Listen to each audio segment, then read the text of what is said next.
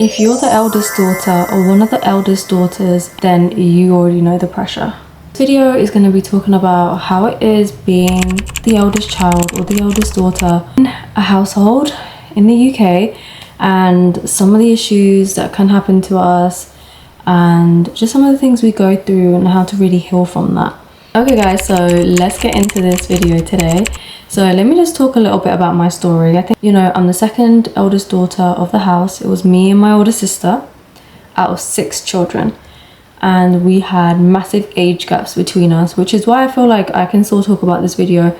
Despite not being the eldest, I was still the oldest and I still had a lot of responsibility.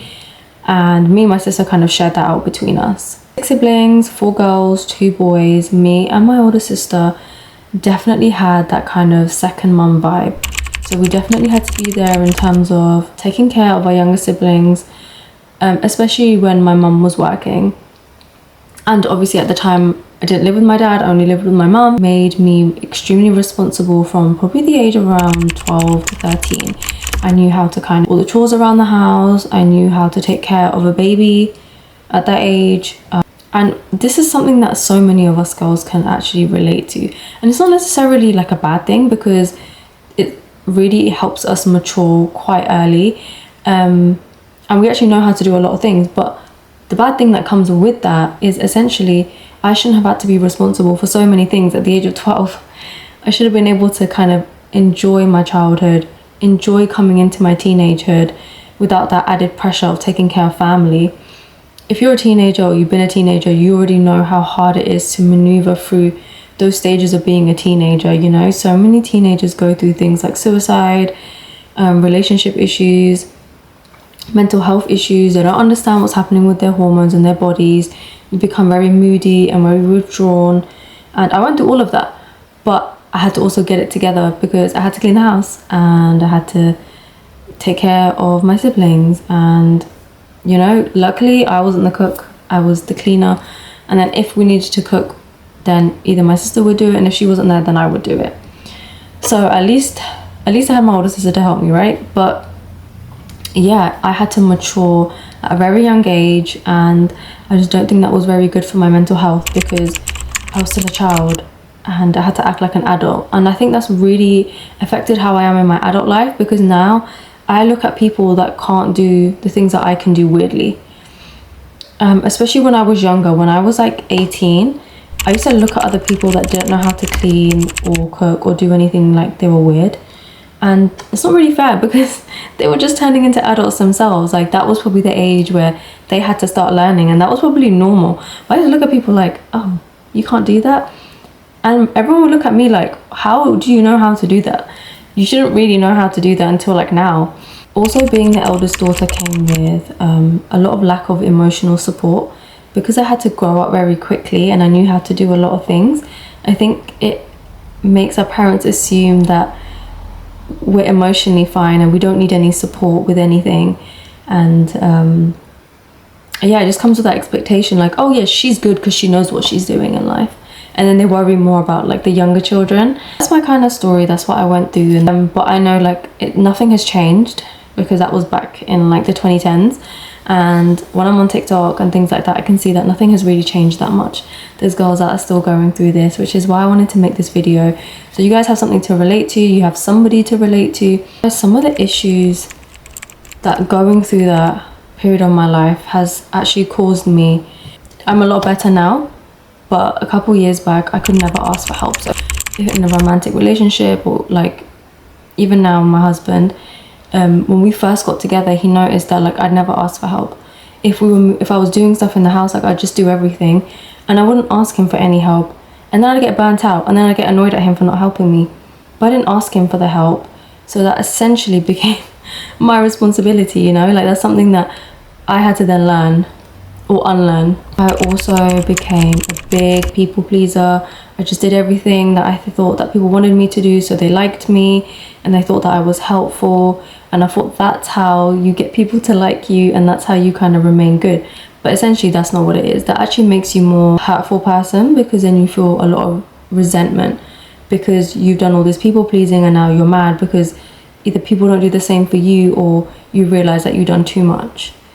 So yeah, that's definitely something that can come along with being the eldest daughter of a household. And honestly guys, it's just the over parentification of it all. Like, I used to feel so responsible for other people's feelings.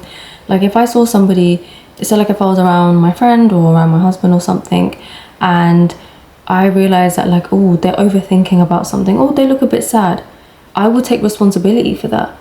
Like, oh, okay, it's my job to now fix that problem. Or, oh no, they feel like that because of me, because I'm around them, so they feel like that.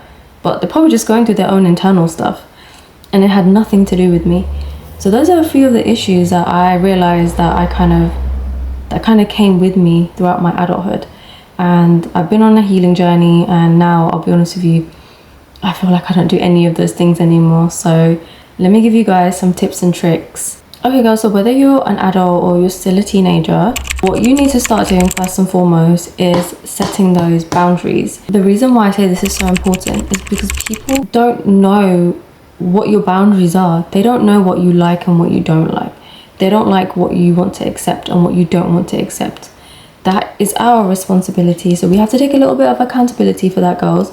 And then we have to communicate to our parents, okay, look, I actually don't like doing this. I would love to help you, but I actually don't like doing this and I don't want to do it. Girls, I know this is hard because I know some of the answers that you'll probably get back. I know. Understand that as long as you've communicated and you've done what you can, then again, you've done what you can. And what you can do is you can easily just leave the dishes. You don't have to go and do them because that's not your responsibility. You can wash your own dish. If you've eaten, you can wash your own. And then it's everybody else's responsibility to wash their own. And then once your parents see you kind of setting down these boundaries, they're gonna be like, actually, she's right. She's not saying that she just doesn't want to do the dishes, period. She's done her own. So maybe this is something we can implement so your other brothers and sisters can follow suit and do that too, because that's a better habit to create. So not only are you setting boundaries, you're showing your parents and your family healthy habits as well. So that's a quick tip there. And you can use that with any other types of things that you're doing around the house or with the kids. You know, you need to kind of show your parents that you're not a second mom, you're not a parent, you're not the dad, you are their sister, you're their older sister or you're their older brother, and this is my responsibility and I don't want to go over that. I want to play and enjoy my time with my siblings and kind of teach them good values and how to play and how to speak to people and how to make friends, but it's not your responsibility to parent them. And tip number 2, guys, is, especially if you're an adult, is just to learn to rest without feeling guilt. Like, by the way, you can wake up in the morning and not clean your whole house top to bottom because it needs to be done. Because obviously growing up, we were kind of taught that, okay, if you don't clean up the house, mum or dad is going to get really like annoyed or angry with us. If you're an adult now, guys, there's no one there to tell you off. It's okay, you can rest. You can do all of that later. I mean, look, if you really want to, then go ahead. If it makes your life easier, fine. But rest. Don't feel guilty about resting. There's nothing wrong with that. You're allowed to rest. You're allowed to do your self-care. Allowed to level up, look good, feel good. You don't have to continue this cycle. Guys and girls, it's okay to ask for help. If you're married or you're in a relationship or you live with roommates, it's okay to ask them for help. You know, if you're hanging up something on the wall and you can't necessarily reach, you don't have to do that all by yourself. You can go and ask your husband, your partner, your boyfriend, your friend, your parent. You can ask them for help. That's what they're there for. You know, the same way they ask you for help every single day and you do it without fail because of your people pleasing, you can go ask them for help. You can go ask your mum and dad, like, oh, I need help with this, can you help me? Because it is essentially their responsibility to come and help you, you know, and it's totally okay to ask for that help. You don't have to sit there and like wallow and like just do everything on your own. Life's too short for that. So yeah, start asking for help. Start small, guys. Maybe if you're moving something, maybe go ask someone for some help with that.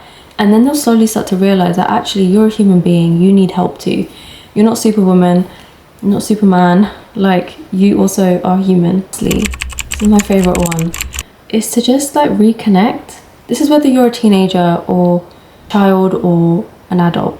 This This goes for everyone, okay? Heal your inner child, okay? Listen to what she wants. What are some of the things that you really enjoy doing when you were a kid that now that you're in this big sister role, you haven't been able to do in how many years? For example, for me, I was a massive reader when I was a kid. I used to read all the time when I was a kid, and then when I got to my teenage years, I was still into reading books. But then when my siblings were born, it did falter slightly. That kind of passion did die out slightly. But I'm not just a big sister. I'm not just someone's eldest child. You're you. So pick up that hobby again. Go back and do that hobby that's going to make your younger self smile and be happy. And then once you do that, you're going to start to automatically feel a lot better within yourself.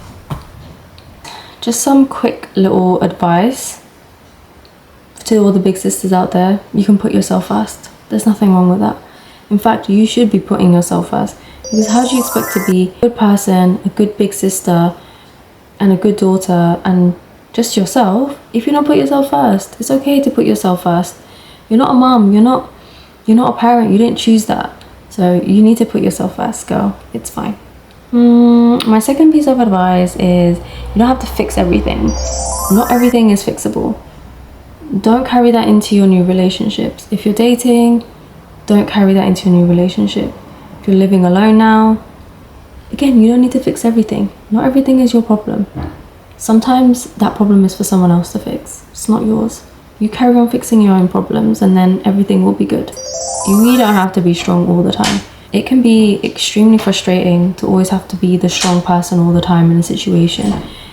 You should be allowed to be a little bit softer and a little bit nicer to yourself. You don't always have to be the person that has to put a strong face on all the time, because you are human, you are a female, and you are going to get frustrated and angry, and you don't want to feel those emotions. So yeah, that's just a little bit of advice from me, guys, about this whole situation, about being the eldest daughter. As an older daughter, and I think for my sister as well, we've had to go kind of no contact with a lot of our family members at our age now, because we didn't implement some of these things before. So by the time we got to be adults and live our own life, there was just so much interference that unfortunately we just had to take those measures and just go no contact. So this is actually such a good video to show you guys that if you implement some of these things now, you can kind of stop that from happening in your adulthood. If you are going through no contact throughout your adulthood, girl, that's fine too, because you know, we're human. We deserve our own space. We deserve our spaces to be loved. And yeah, that's it from me, guys. And yeah, you know what, if you are going through the same thing, then comment down below, girl, let me know your trauma stories. Let's trauma bond a little bit. And yeah, let's just heal together. Let's create this little space where we can all heal. And yeah, guys, I will see you guys in my next video. But before I go, please make sure that you're following me on my Instagram, because I'm going to be posting a lot more fashion content on there. And then head over to my TikTok, because I upload kind of shorter videos and kind of snappy advice every other day. And yeah, I'll see you guys in my next video. Take care. Bye.